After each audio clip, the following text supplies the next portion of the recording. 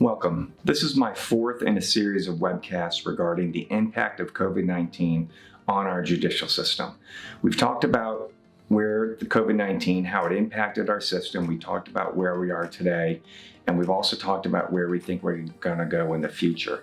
In our last webcast, we talked about where we think jury trials are going to go, and I want to hone in on that with a little bit more detail because it is very important in terms of how our judicial system works and the way in which litigators such as myself try to persuade jurors to side with our client and not side with our opponent. How has this COVID-19 impacted the jury system in this country? First off, there are no jury trials right now, and we don't think there are going to be any jury trials anytime soon. Unfortunately, if this virus continues to cause such problems. You have to understand the way the jury system works. Here's how jury selection works. What happens is you get the courts will send out notices to prospective jurors. The prospective jurors will show up. They'll be in a crowded room, typically in the basement of the courthouse. There'll be 100 people that are there that can be potentially selected for one or two jury trials that might be going on that week.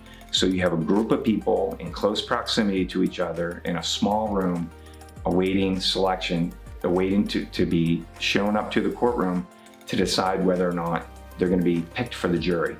That is not happening right now. Obviously, a great number of people in a small area is not happening.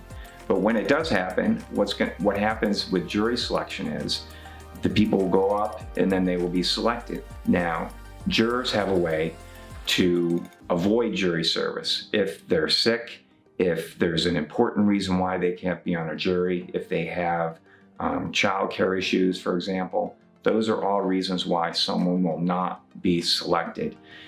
This COVID-19 is going to dramatically impact the type of jurors that we're going to see on our jury panels, and that is going to change the way in which litigators try to tell your story, because you're telling your story to an entirely different group of people. First and foremost, you're not going to see a lot of old people on juries for some time.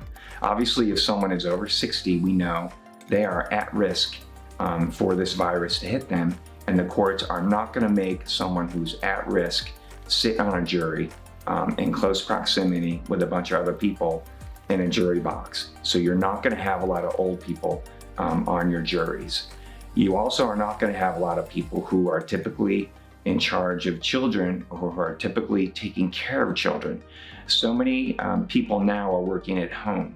Their children may not be going to school. They may not be going to daycare.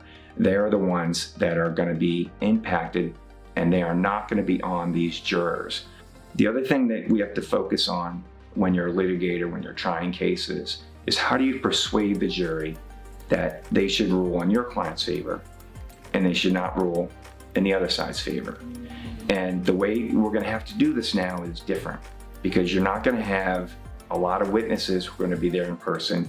You're going to have a lot of different ways that you're going to have to try to convince the jury. And what we're going to see is a heightened use of technology in the courtroom. So when you hire a lawyer, you want to make sure that lawyer has access to the type of technology that they can use to be able to persuade a jury to side with them, and that is going to change the way that we've how we are presenting our cases to juries. The final thing is, and this is the most important thing, credibility. How do you assess and how do you make sure that the jury understands that your witness is being credible? And how do you make sure that the jury understands that the other side's witness is not being credible? The way you do that is through personal interaction. And you're not going to see a lot of personal interaction in these jury trials, and that is going to dramatically impact the manner in which we present our cases to the jury. So this COVID-19, as dramatic and terrible an impact as it has had on our country and a lot of people's lives, it is most certainly going to have an impact on the manner in which we litigate cases, certainly in front of juries. Thanks for listening.